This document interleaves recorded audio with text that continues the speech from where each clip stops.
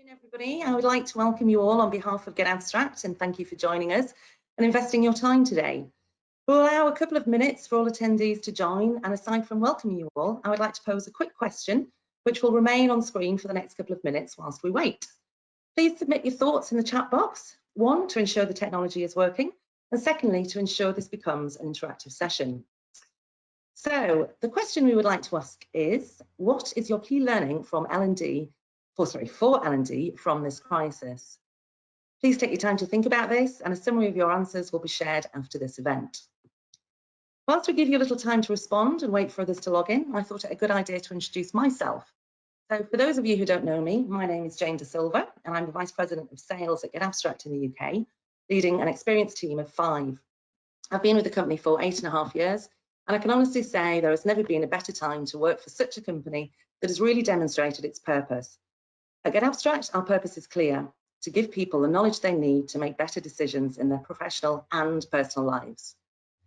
In these disrupted times, Get Abstract's mission today with this webinar is to share best practices and with the ultimate aim of emerging stronger. This is the first in a series of webinars that Get Abstract UK are arranging for you as L&D leaders to accomplish your priorities. They've been designed as a collaborative learning platform to help you navigate and lead through these times of continuous change. I encourage you to engage throughout the session by asking questions and sharing successes. Every person on this call has valuable insights to share, so please do so. A list of attendees who we can all learn from. COVID-19 has certainly been a game changer. The pandemic has been the ultimate disruptor and changed the nature of how we all work and we engage. Over the next hour, our panelists will share with us trends they are seeing around what the new normal looks like, where their priorities lie to get normal, and the changes they have made that they will consider permanently. A few quick technology and question and answer points.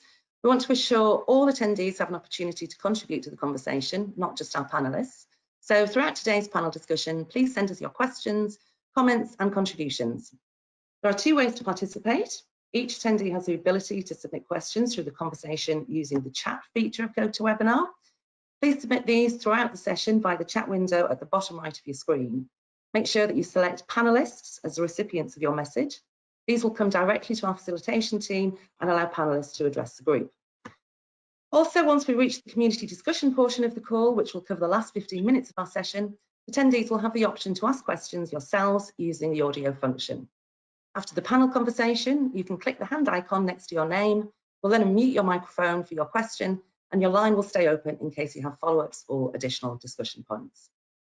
So, to our panelists, I want to thank you all so much for taking this very valuable time to join this afternoon as our esteemed guests. In fact, not just today, but also for our epic fail of our technology run through on Monday. Here's hoping today works better as we discuss today's topic: how to plan a path to business renewal and growth. It's now my honour and great to introduce our panelists for today's session. Steve Hurst, who I don't believe is on video, but we'll certainly be able to hear him. Steve is the VP of Learning and Development at Sage. We have Dave Buglass, who is the Director of Learning Services at PwC. Sarah Bailey, Head of Learning Technologies at GSK. And Peter Yarrow, who's the Global Head of Learning and Proposition at StandardLife Aberdeen. Thank you for joining us. Perhaps we can start by asking each of you to introduce yourselves and your organisations. So let's start at the top of the country in Scotland. Peter, take it away. Peter, to introduce who you are and your role within StandardLife. Thanks, Jayne. Yeah, Peter Yarrow. I work at StandardLife Aberdeen. So we're a global investment organisation with about 6,500 employees around the world. I'm based in Edinburgh, where we've got probably the biggest number of employees, and we've been working from home since mid-March, and that's been pretty much the case across the company, where we've seen COVID-19 take hold in different regions of the world at different points. So we've got lots of changes going on, and lots of new challenges, but lots of positives coming out of it too. Thank you, Peter. Now, Dave, staying in Edinburgh, tell us a little bit about your role within PwC.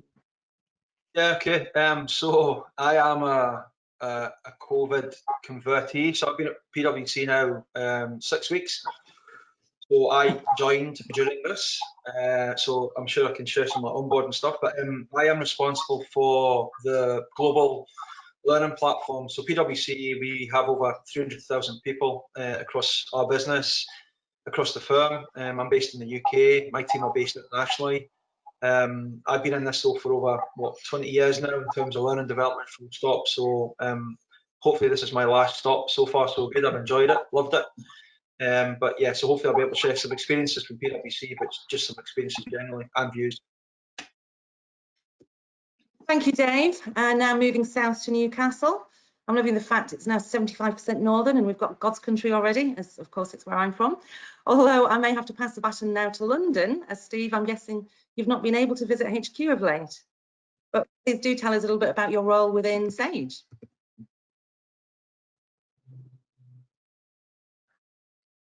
You're muted, Steve. Can you hear me? I can. Yeah, good. And hopefully you can see me as well, because I can see myself on the camera as well. So, yeah, that's good. Okay, all right. So I'm all present and correct. Steve Hurst, VP for L&D. Look after 13,000 people globally in 23 countries. We obviously Sage provides software, finance, accounting software, and also people HCM software to mid and enterprise and small markets globally. Been in the role for 4 years and been in lockdowns like many of us since mid-March. So yeah, it's been an interesting couple of weeks. Well, more than a couple of weeks, isn't it? A couple of months, yeah. Months. I think I was just saying to somebody, this is the first time I've actually ironed a shirt in 10 weeks. It's been great not seeing anybody, but there we are. And Sarah, yeah, over to you, Sarah, I guess, for life at GSK. Sarah Bailey. Hi everyone, I'm Sarah Bailey. I'm Head of Learning Technologies for GlaxoSmithKline. You can probably guess what we've been preoccupied with over the last few months. So as a big global pharmaceutical company, we've got about 100,000 employees. We are divided into 3 big business areas. So we have our vaccines business, we have our consumer healthcare business, and we have our pharmaceuticals business. We are a global organization. Our vaccines, for example, we do about 2 million doses per day in about 160 countries around the world. So it's a massive global operation. My team puts together, sits in HR and has control over the learning technologies that's delivering learning to people across the globe every day. We have been in lockdown again for, like everybody else, since the beginning of March. So it's presented its challenges, but as we're about to discuss, it's also presented a lot of opportunity as well. Absolutely. Thank you, Sarah. So I'm sure you'll all agree we have some fantastic and very experienced panelists to share their stories. I really hope that you all enjoy and learn from our panelists and all that they will share with you today. So without further ado, let's move to the first question. And I start from the south this time, Sarah, with a question for you. Actually, I'm directing it your way to lead the girl power. So our first question to you is, how is HR working with executive leadership to prepare the enterprise for an eventual return to normal business operations? And what is your roadmap? Yeah, it's interesting when you say normal business operations, because when I reflected on that question, I'm not quite sure what the new normal is going to be. But GSK had 2 really big, massive agenda items before we went into the pandemic. So one, we were right in the middle of transforming our organization. So moving all of our sort of central, we call them GSF, global support functions, into our 3 main business areas. So that's a really big transformation program that we're undertaking at the moment, and it's called Future Ready. The main thrust of that will be sort of how for employees we can make our HR processes much more streamlined and making it easier. Throughout the transformation program, we were already starting to put a hold on quite a lot of work that disrupted the business, so from an HR perspective. So the way that we're in HR working with our executives really is to focus on the big transformation, the restructuring of the company, looking at making sure that we've got the right talent in the right place and not forcing through any new sort of technology or HR innovations and processes, but really kind of drilling down on operational excellence. So that was happening anyway, and I think it's just through the pandemic it's really, you know, brought that into sharp focus for us. The second big priority that we had was that the company is going to split. So it was announced a couple of years ago that GSK were merging their consumer healthcare business with Pfizer in a joint venture, and then when the market conditions arrived to actually spin off that organization into its own FTSE 100. So again, a lot of work that's going on is around how we are going to separate those two organizations. So I think a lot of people have a lot of experience in mergers and acquisitions, but it's a new skill set around how you start to split out a company. So I think the key message for us throughout and how our executives are supporting the business really is no business disruption. Let the business focus on what it needs to throughout the pandemic and really help support getting all the right talent in the right places. Thank you, Sarah. Steve, passing over to you. Would you like to add anything from Sage's perspective? Yeah, I mean, I think, again, sort of having this question a little bit up front kind of helped me solidify my thoughts around it. I mean, I think Boris Johnson, I don't know whether he was quoted as saying this, but I thought somebody said it anyway, and I thought it was quite poignant that it was easier to take people's freedom away than give it back. And we're finding it quite difficult to kind of transfer people or think about the plan in which we transfer people back into the business. I think we've done an exceptional job of being very thoughtful, diligent, and caring in terms of recognising the impact that this has on people more broadly than just the work environment. You know, we've emphasised, you know, leaders, you know, regular contact. I mean, I suspect, like all of us as panellists, we've been inundated with free webinars on you know, leading in the crisis and leading in pandemics. I mean, it was unbelievable how quickly organisations very quickly turned the switch on and kind of got those out through the door. I mean, it was almost within the first couple of hours of us being in lockdown. So we've supported leaders, and I think this has enabled leaders to be more thoughtful about the impact that they're having on individuals. And the context in which our individuals are working now is a lot more you know, fraught, I suppose, you know, for most of us in home environments with, you know, children at you know, educational age and all those kind of things. It's not been easy. And I think what we've tried to do is amplify the importance of leadership at this moment in time, to, you know, regularly keep contact with your individuals. You know, it's a different conversation. How are you doing becomes more prominent now, and the broader perspective of how you're doing is more relevant for sure. But we are, you know, to be honest, there's a task force meeting on this every day, thinking about government advice and guidance.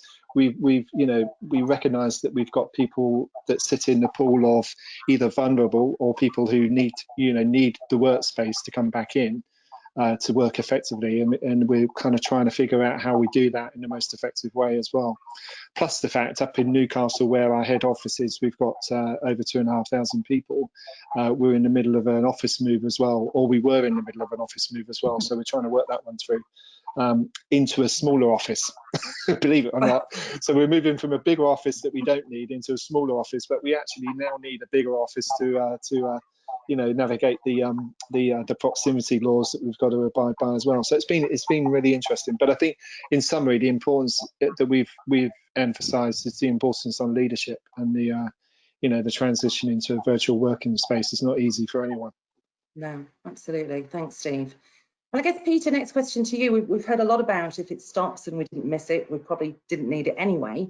So the next question I was going to direct to yourself was, what changes have you made due to the pandemic even, that you are considering making permanent, and what changes might you walk back? Yeah, well, we're already in the middle of making some changes to our delivery model just before the pandemic hit. So we were quite quick in moving to digital alternatives to our classroom-based learning. We did that within the first week, in fact, before we were out of the office. But what we've subsequently been able to do is move to virtual classrooms, which we'd never done before within the organisation. So we started those from May, and we were also able to roll out mobile learning through a number of our learning partners, including Get Abstract. So this is all new. Yeah, although the digital learning has been around, the mobile side hasn't been available previously. So all these things are, these are all things we wanted to do anyway. I guess the next stage for us is how we move to a much more blended approach. But the fact that we've announced as of yesterday that it's unlikely the UK offices will be back into the premises until next year means that we're in the long haul, and actually means we probably won't go back to some of the things that we did before. So I do think that in terms of our mix, we're more likely to continue with virtual, but maybe bring back some of the face-to-face where it's really needed. But that's going to be for some after some time. But I think the great thing is that this situation has meant people have been almost forced to do things differently, and then realize that it actually isn't that difficult. It's actually just as good sometimes as being sat with others in the classroom. And from my perspective, it means that we can modernize very, very quickly, albeit in a situation we would never have wanted. So going back to the point that Sarah made, whilst there might be challenges that have come out of it, there's also lots of opportunities as well. Anybody else want to add anything on that point as to what you might make permanent? I'm not so sure on the. Oh, sorry, David. I was just going to say I'm not so sure that the virtual will stick. I think there's still an element of development, learning, which will be social. I don't think even if we stay at this for another 2 years, I think we'll certainly go back to a level of social learning, be it in the proximity of a classroom. Day night, Steve. No. I mean, I'm only stating that fact because we're looking at a leadership program, and there's certain elements of it that we've had to force into a virtual box, but we know full well it's not the most efficient way of using that medium, really. So, and I don't know. I just see it's a hard one to call, isn't it? But I think we will go back to some kind of social learning. Thank you. So if I can just add to that as well, what I've noticed in GSK is the informal learning that's on the increase. So we have seen a spike in all of our content virtually. We do have social sites within GSK, but what I've noticed is a real spike in the conversations happening in our internal workplace. Lots of people posting lots of videos, and for example, our chief medical officer based out in Belgium has been upskilling all of us non-scientists in GSK about what an adjuvant is, which is the solution within a vaccine that actually boosts the immune system to make that vaccine more powerful, and you can have smaller doses as a result. So what I'm actually seeing as well is not only an uptick in virtual learning, but also just general conversations and learning conversations that are spilling out into our social media platforms internally. Great. Thanks, Sarah. So moving to you, Dave, in your relatively new role at PwC, but clearly career within the industry. My question is, whilst the pandemic has caused businesses to change and adapt quickly, would you say this was really an opportunity for L&D functions that they have missed previously? Has this really been a game changer? I've been in this. So firstly, I didn't iron a shirt, as you saw. I did debate it, do I need to put a shirt on? I think I've had 10 weeks of shorts and trainers, which my wife has threatened to throw them all out. But anyway, oh, where do you start with this one? 20 odd years in this. I think the thing that's irked me the most on LinkedIn in the last 10 weeks has been the continual learning focus on this is our time, this is our time, this is our time, when actually all four of us look old enough that we've been in this for a while. This really does grind me a little bit, because irrelevant of whether this had happened, businesses really always have that challenge of needing to grow, needing to be more efficient, needing to cut costs, and changing, etc., etc. So for me, L&D has always in my career had the opportunity to have done what we're doing just now. I get it's slightly different because we are sort of geographically restricted at the moment, so you know, probably it's more our time than ever before digitally, because that's just the way it is. You know, we need to be able to deliver things, you know, much more quickly than ever before. I am probably at the most luckiest time of my career ever.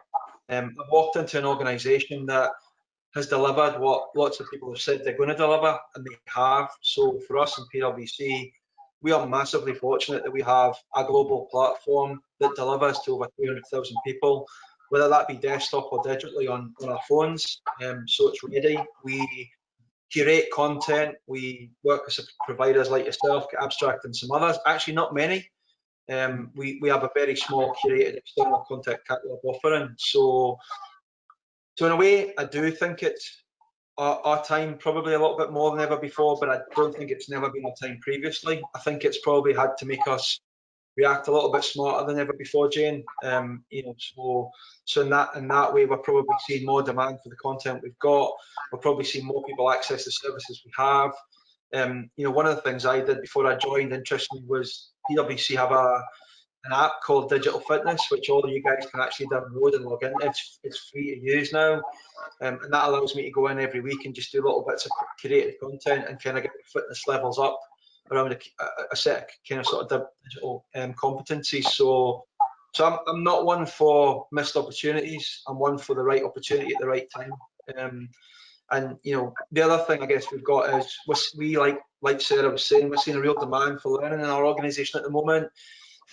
We have infinite learning days, which are basically days where people are encouraged to take, you know, learning and kind of focus on that quite heavily. But at the same time, we're also mindful that people are spending a lot of time on screen, and we're trying to help them understand that we don't expect them to log on in the morning at 9 and go from one hour meeting to the next 1 hour meeting to the next 1 hour meeting. So one of the things that we do mostly now when we have these kind of meetings is we set clear expectations for what we want. And if we achieve them in 10-15 minutes, we're killing the calls, and we're actually trying to encourage people to get off and just go and take the time, maybe to just get a bit of fresh air and stuff like that as well. So, not a missed opportunity in the past, just probably another opportunity to do what we do well. And that for me resonates completely with the L&D needs to be more commercial. I've talked about this for a long time. I think L&D needs to be more commercial. We are absolutely at an opportunity moment, but I don't think we need to be shoving it down people's throats. Exactly. Thanks, Dave, and thanks for not including me in the "been around a long time" quote there. Thank you very much. So I'm going to move to you again, Sarah, and we'll be keen to hear about what specific short and medium-term objectives is JSK focused on right now, and that's both for the individual worker and for the company at large. Yeah, so I think, you know, without harping on about the obvious, I think the way that we structure our organisation is we've got 4 different profiles of workforce. One is our manufacturing, another is our sales force, the other is all of the lab scientists, and then we also have our office or knowledge work. workers, and I think there's going to be sort of kind of different profiles of learning happening for each of those. So I think, you know, Steve made a really good point about how sensitive leadership is to what the new normal is going to be for engaging each of those different people. So with manufacturing, obviously there's going to be a different leadership style. We've changed our performance system, which we did last year, which is we're really reaping the benefits from now. So we've done away with our annual performance reviews and ratings into a monthly performance review, and also ad hoc bonuses throughout the year. So I think what was fantastic for those people that had to come in and work on producing medicines for people all around the world is that they were able to, leadership were able to give people those instant bonuses because they, you know, kind of made that sacrifice. The sales force, we had to pull in all our pharmaceutical sales force back off the road, and we took the opportunity, and I think David was saying about how nimble you have to be now in creating playlists of relevant learning. And again, Get Abstract, you've been amazing in the way that you've kind of helped us curate content and get it out there really, really quickly.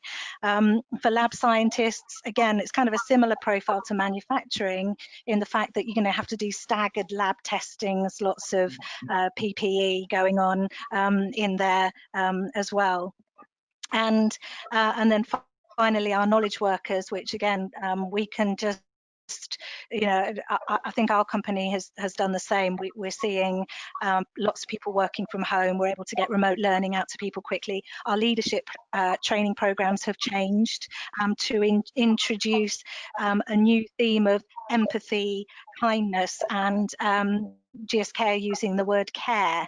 I do remember a few years ago when we introduced new types of terminology into the corporate world, and people were trying to introduce the word love into the corporate world with mixed with mixed reviews. And you know, I think care is kind of a new word that's kind of we're seeing coming into corporate life. I think the more kind of corporate words would be empathy and kindness, but I think, you know, just have been brave and said, you know, we're introducing care. You know, I was going through some of the Get Abstract lists recently, and there was a 2009 book that you've got called Wired to Care, and I don't know how popular it was at the time, but I think, you know, bringing that book back in 2020 to the forefront would be a really interesting book summary for people. So I think short term, you know, just listening to everybody else, I think we're doing this similar things.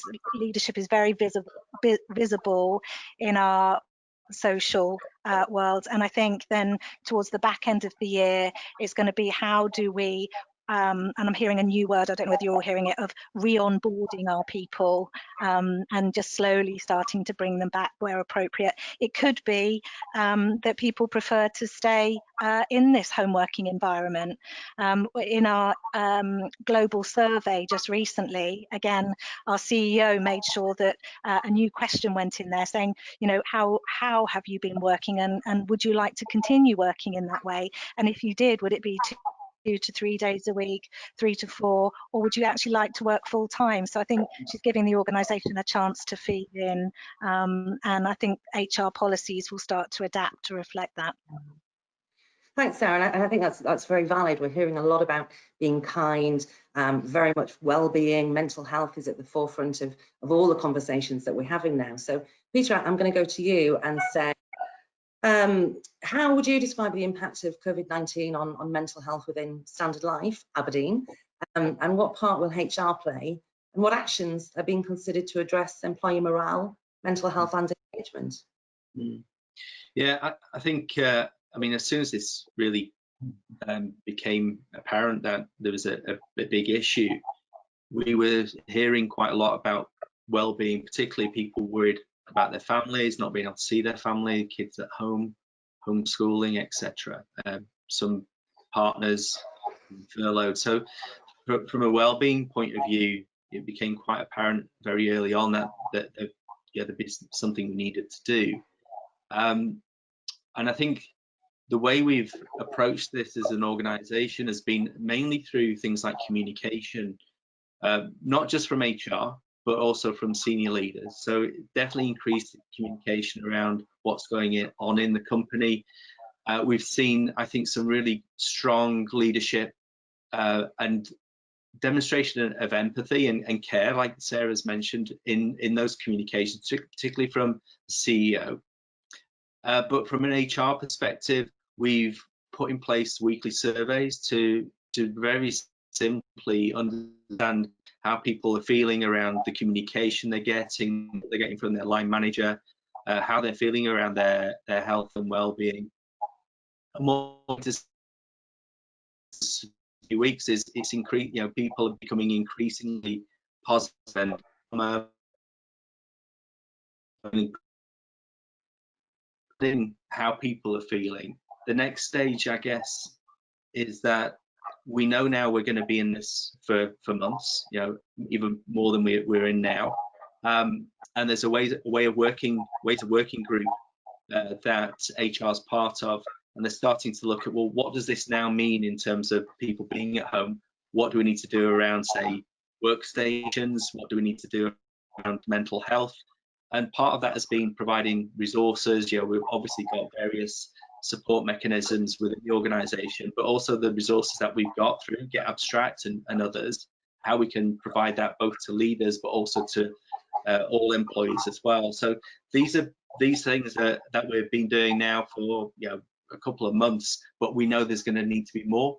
I think that the one recent, I suppose, action that's been taken is to launch something that we've done in the past, but it probably feels it's even more relevant now. It's just something called a global challenge, which it's an app through an external provider, where we're getting people to work, to join in teams, to do daily walking, getting their steps in to show like a traveling across the world.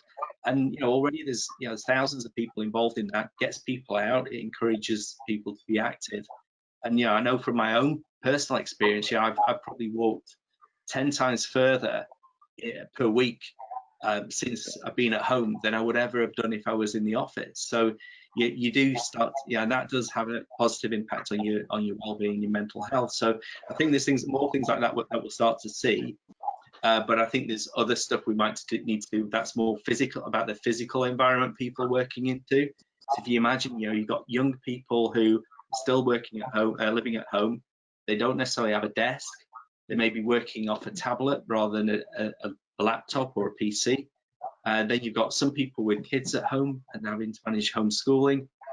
And then you've got others who've got their elderly parents who they're trying to care for as well. So it's a whole range of things that we need to look at. And I think it'll be more evident over the next few weeks as to what else we're going to do. Thanks, Peter. Was it 30 miles you walked last week? 60, actually. 60, I'm sorry. But you're absolutely right. And I think, I think we should be celebrating the whole kind of blurred lines of what was professional life and what's personal life. Let everybody, kids in the back of your Zoom calls or your team calls, and let's really kind of add to the new norm. Steve, would you agree with this? And furthermore, I was going to ask you, what has been the biggest challenge for your learners during the past 10 weeks, and what changes have you made as a result?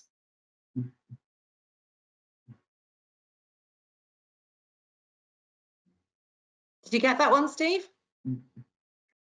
Sorry, you've just come back into audio. Can you, was there a question? Oh, sorry, yes, it was. So what has been the biggest challenge during the past 10 weeks, and what changes have you made as a result? Yeah, I think, well, initially it was obviously getting everyone out of the office and working virtually, which by all accounts went relatively smoothly given the size of the operation. I think one of the things that I would say that we did thankfully do about a year ago, probably just over a year, about 18 months ago, was we changed our performance management process, and I think many of us probably on the call here would me with a level of skepticism as well, having been around the block a bit with the top four, talking about the fact that performance management doesn't work and we need to go to a more regular cadence around conversations, etc., etc. We actually did that, and we've seen a huge spike in engagement. But the reason why I'm kind of sharing that is that with COVID and with the pandemic and with what happened around virtual working, the regularity around the conversations that managers were having was actually almost part of their normal way of operating. So we didn't have to really force or provoke or encourage and motivate managers to have the conversations. They were already having those conversations on a regular basis. So I think having not done that, I think that would have been a challenge we would have to face right here and now. But I think obviously commercially, our small business is taking a dive, and we're focusing a lot on the mid market sector. But I think we're managing. I think we're doing okay at this moment in time. Thanks, Steve. Dave, would you agree to that, or anything different to share from PwC, or just your own thoughts? Oh, Ori, can you unmute Dave? It's unmuted, yeah. I think the biggest thing I've seen the last 2 or 3 weeks has been the whole mental health stuff. I think Peter and Steve have both alluded to it. It actually got worse this week because we spent the first 2 days of this week speaking to a lot of our US-based staff who are not in a good place, obviously with what's been going on at the weekend. So my boss, Kathy Kavanagh, has been really encouraging of me and my peers to make sure that we spend a lot of time over the course of the week making sure people are fine and they're okay. So we're trying to encourage people to use up the holidays. The guys on the phone might be the same. I mean, obviously, we ain't going to be travelling far at the moment. As an organisation, as a firm, we're actually asking people to take the holidays, which is not usually typical. So we're seeing a lot of people take probably most Fridays off to try and give them a bit more energy, maybe a little bit more time at the weekend. I also alluded to the fact that we're also trying to be a little bit smarter when we're working. So we're not just going on the calls for an hour's sake and stuff like that. So I think there's a lot of duty of care going on at the moment. We're asking, we're constantly asking, staff if there's anything else extra we can be doing. I think again, like Peter alluded to, Kevin Ellis, a lot of our top leadership are hugely visible at the moment, and hugely visible in their jeans and their t-shirts and their kitchens, just being normal. They're not dressing up to do conference sessions and stuff like that. So, which is why I came in a training talk to a WebEx with you guys today. So, so it's just, I think it's just check. I think one thing for me as a leader is listening with your eyes more as well. And what I mean by that is when I'm speaking to some of my guys, I can see where they're working. So we're not all that fortunate that we've got big studies and big rooms where we can kind of separate. So a lot of our guys are probably working in spaces which are maybe in the corner of the living room. So for me, if they're sitting there at night and they're sitting in there through the day, I think just being a little bit more respectful for the environment they're actually in at the moment. So it's different things. But I think first and foremost, duty of care and just make sure people feel good. So.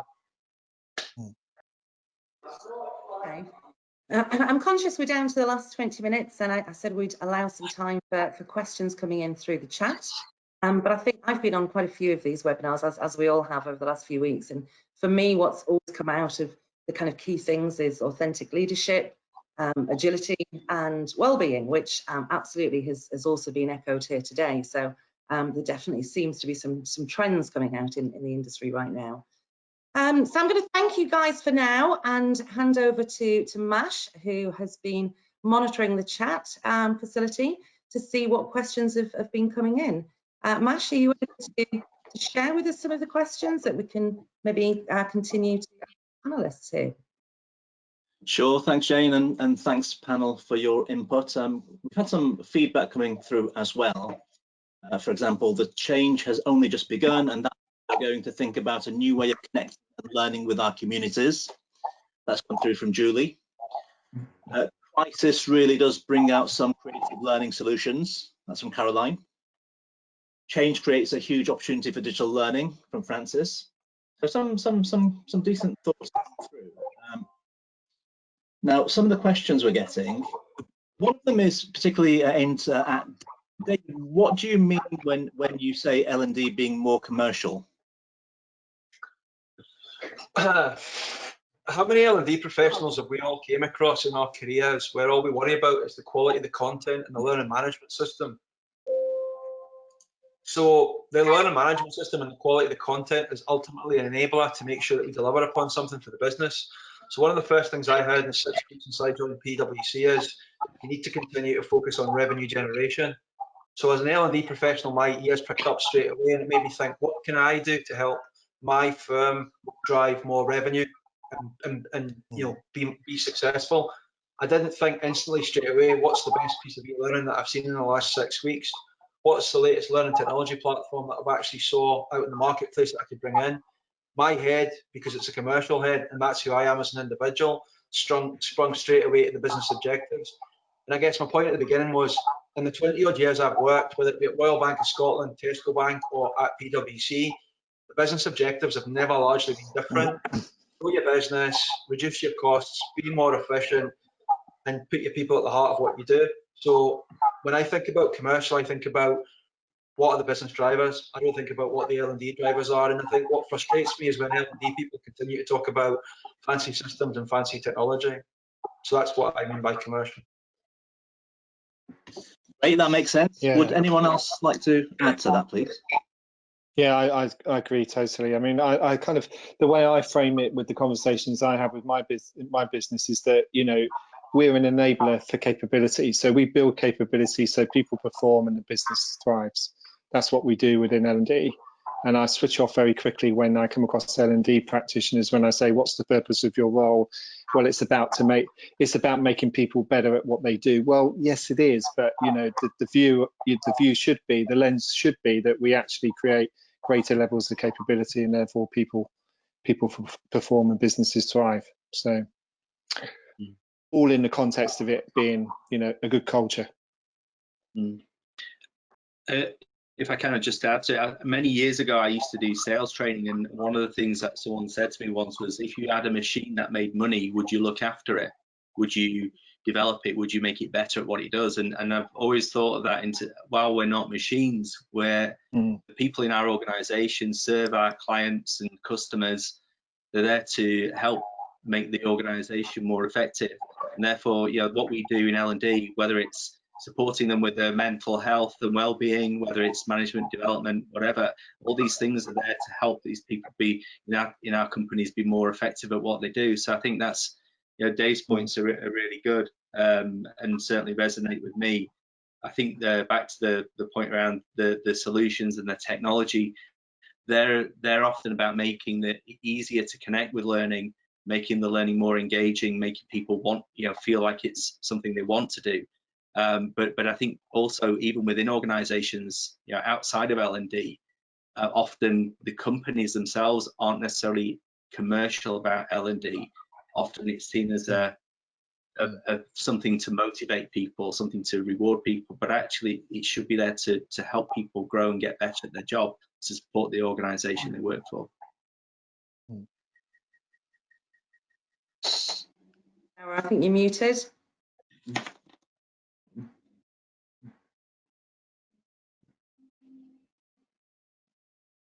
Muted. That's it. Back.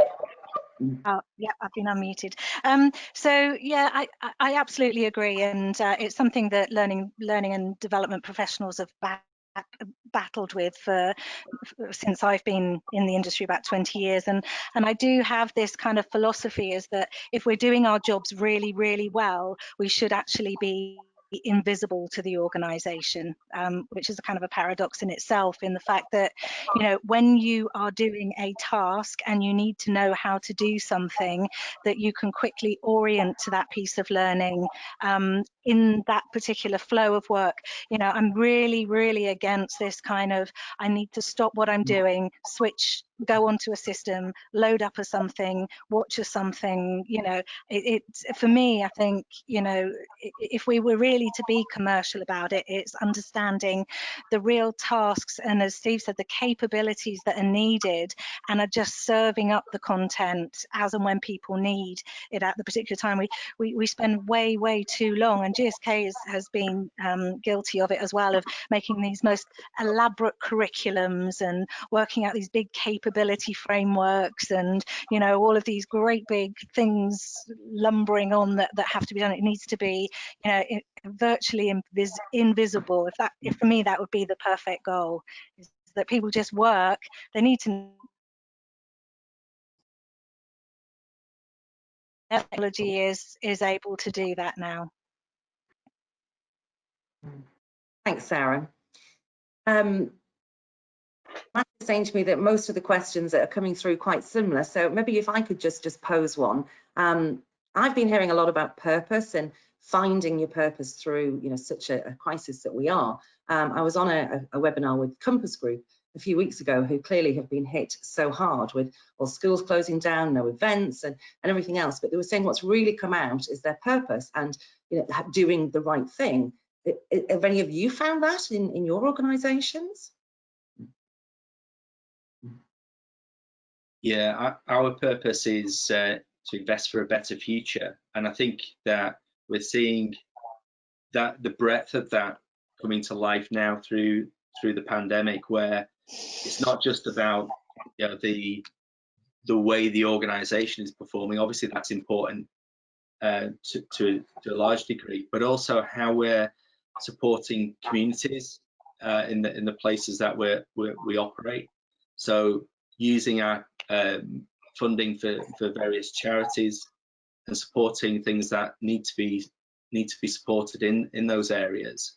And I think that's where it's that breadth of thinking around, well, what does investing for a better future actually mean? It's not just about, you know, the pensions that we support for our customers, but it's also for the places that we work in. Thanks, Peter. Anybody else? Anything to add there? It's funny, actually. One of the things that I had a perception of what PwC was from working with them for years and years and years and years and years. And one of the things that attracted me to them after I saw the job advert was the values and the purpose. The purpose was build trust in society and solve important problems, which I thought was really quite sweet and modern.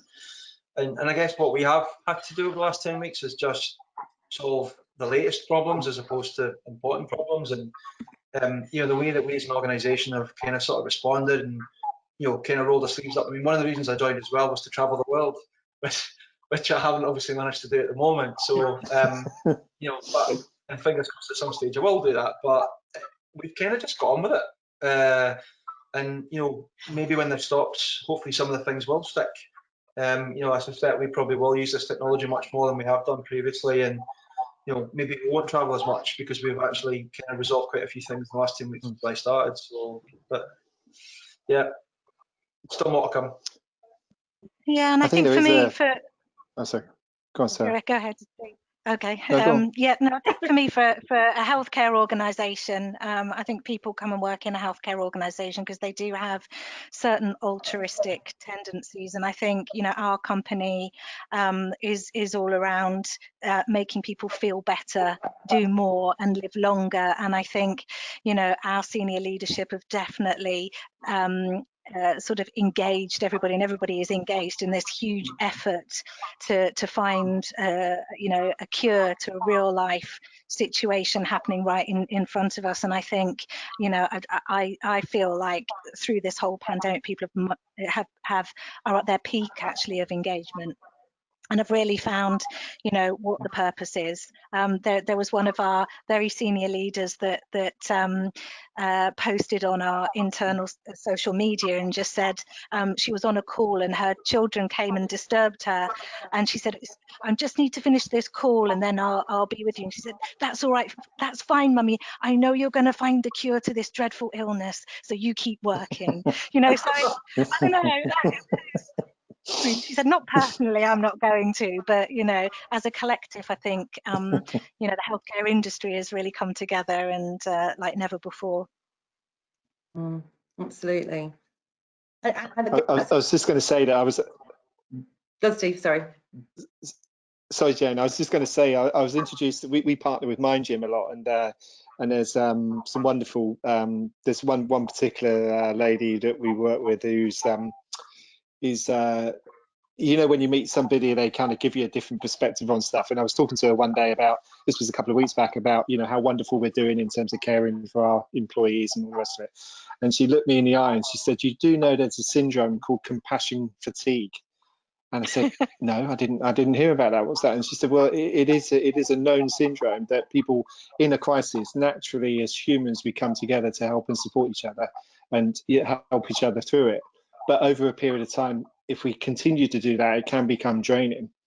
And so then we revert back to our normal kind of ways of operating." So I think broadly, you know, we're all pretty compassionate as businesses, and we recognise that these are opportunities where we can enhance our reputation within the marketplace in the way that we deal with people as well. I mean, you know, the likes of you know, Witherspoons and JD Sports and people like that, they should have no place in society in the high street, as far as I'm concerned. But you know, that's just my view. But yeah, there is this syndrome called compassion fatigue, so we've got to look out for that, I think. It did also make me laugh how I noticed that kind of the two companies that were doing best through lockdown was one kind of fitness company or online gyms, etc. But clearly alcohol sales. So a bit of a contrast between the two, but there we are. That's as Brits. Anyway, I'm conscious of time now. We've literally got 7 minutes left, and I know a couple of you have a drop down. So just before we wrap up, can I ask each of you guys here just to kind of summarise what your key takeaway will be from this epidemic? And I know we've obviously talked about what you'll do differently, what you'll keep, but what do you see that's been the most prominent through this? I obviously shared my authentic leadership and well-being being at the front, but what would you say is the big focus for you? You used the word there. I don't mind jumping in. Only because you used the word and it triggered me positively. Authentic. And I think what I have learned the most in the last 10 weeks, not just 6 weeks of being PwC, is now is probably time more than ever before just to be yourself. And actually, the people that we are through the day and we are at night and we are at the weekend. So whether it's Peter playing his albums all weekend on my Facebook, or you know, whatever Steve and Sarah do, just be yourself when you're at work as much as you can be. And actually, you'll get through this in a far better way. I maybe, for a large part of my career early on, was somebody completely different than I was with my family outside work, and that doesn't get you anywhere. So, you know, I'm trying to be pretty much the same guy I am at night as I am through the day, and I'm enjoying my work probably more than ever before. So I would encourage the people that are listening to this to don't overcomplicate it, just be simple. Thanks, Dave. Peter, I'm looking at you. Walk more. 70 miles next week, Peter. The dog runs away now when I get his lead out. I bet Nikki does as well. I don't take her with me. Steve, anything from you? I'd say, you know, despite the compassion fatigue comment earlier on, I think, you know, businesses have always cared, right? But they've maybe cared for the wrong things, or things that have not necessarily been that important. I think, you know, my takeaway from this whole pandemic, hopefully, is that they continue to care, because care counts. And I think leadership is, you know, so important. I mean, we've seen it outside of the business environment in politics. You know, any hesitation, you know, can kill people. Any misconception about what you say, how you say it, has impact on others. And I think, you know, the leadership is, I hope the investment in leadership that we've seen be drained away over the past 10 years starts to come back to the fore again, because we cannot, you know, humanity cannot continue with poor leadership at any level. Great point. Sarah, we'll close with you. So we want a big inspiring comment. What about this one? I think, you know, for me, separation has actually brought us all closer together. You know, I do see, I speak to more people than I've ever spoken to. I see people more than I've seen them before, and you know, it's amazing how that whole thing has done. I don't know whether it's just because I'm not doing my commute anymore and I'm not on a tube and in all that squashy situation, and the morning at the same time, 7:30, I'm in the woods a bit like Pete walking my dog, and you know, but then you come back and you are, because you've only got this one media, you are much more tuned into I think what people are saying. So for me, separation has brought us closer. Love that, Sarah. And I must admit, for me, I have a 17 and an 18-year-old daughter, well, two daughters obviously, who are normally on a weekend out with the friends or out working in a bar. And I said, for me, the best thing about lockdown is I've got to know them again, and we've done things as a family and really come together. So yeah. So anyway, thank you all so much for your time today. I know that all our attendees will have got great value from the stories you've shared. As I said, this is the first webinar that we've done here in the UK, but we will continue to do more if people think it's valuable. We're looking to plan another one mid-July time. So if anybody out there would like to nominate themselves or somebody else to be a panelist next time, please just get in contact. We will be following up with an email to all attendees just to summarise what's been discussed today. And the session is recorded as well. If people that you know have missed it but had wanted to attend, we can share the link to that. So as I say, thank you all, Peter, Dave, Steve, Sarah, so very much. As I say, not just for your time today, but also our failure on Monday. So that's it, guys, from me. Thanks very much, everybody. Thanks, Jane. Thanks, everyone. Bye. Bye. Bye.